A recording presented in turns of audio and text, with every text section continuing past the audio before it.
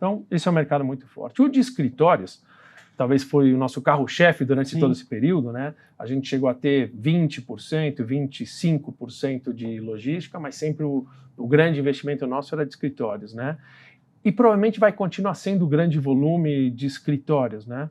Como todo mercado, ele é um mercado cíclico, assim como o de logística, ele é um mercado totalmente cíclico, que você tem que entender, mas é um mercado que aí vem alguns pontos importantes, pouca gente tem esses dados.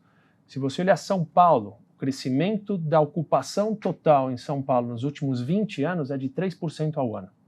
Então, faça chuva, faça sol, eleições que você teve nesse período de 20 anos, crise do subprime, crise dos caminhoneiros, crise de energia e, enfim, tudo que você pode, a pandemia, tudo que você pode colocar ali no meio, 3% ao ano de crescimento da área total ocupada em São Paulo. Rio de Janeiro, 1,65. Tá? São números que a gente tem aqui internamente os últimos 20 anos. Ou seja, esse mercado ainda continua em expansão. Continua em expansão porque o nosso mercado continua crescendo, o Brasil continua crescendo, às vezes em ritmo mais acelerado e menos acelerado, o que isso é importante. Então, primeiro, tem demanda para novos escritórios. Acho que esse é o ponto importante.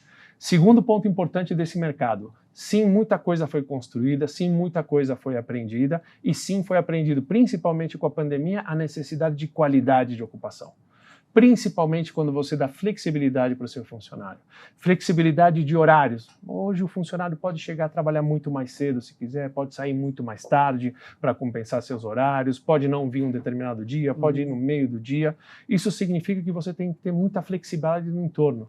Não é só o escritório que interessa, não é mais chego no escritório, não saio do escritório durante 8 horas, depois eu vou para casa sempre no mesmo horário, não.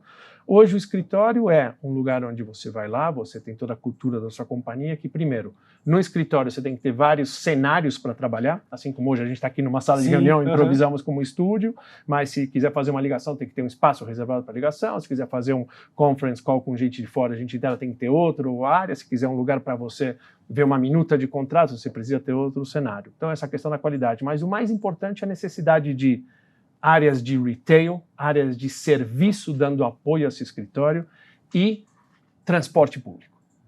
Sem esses dois pontos, você não consegue ter um escritório correto, um escritório que funcione com a realidade hoje que veio depois da pandemia.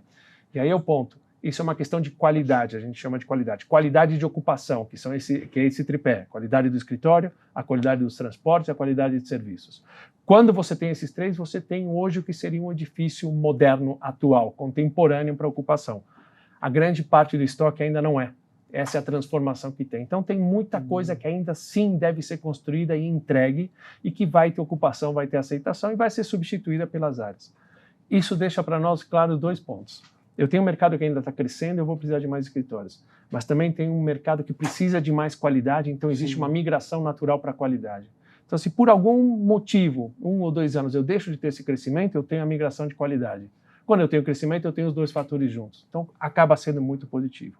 E aí, falando em mercado cíclico, que a gente conversou até um pouquinho antes, 2019 a gente estava começando uma nova rodada do ciclo, ou seja, a vacância diminuindo de escritórios, valores, começava uma recuperação, tivemos a pandemia.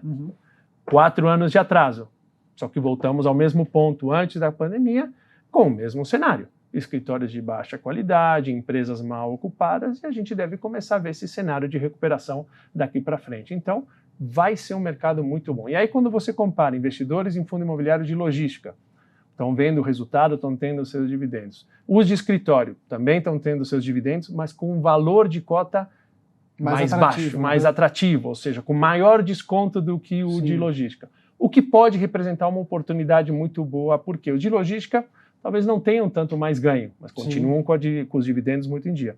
O de escritório vão continuar com os dividendos em dia, mas talvez eles tenham uma apreciação no valor da cota, o que pode gerar uma oportunidade.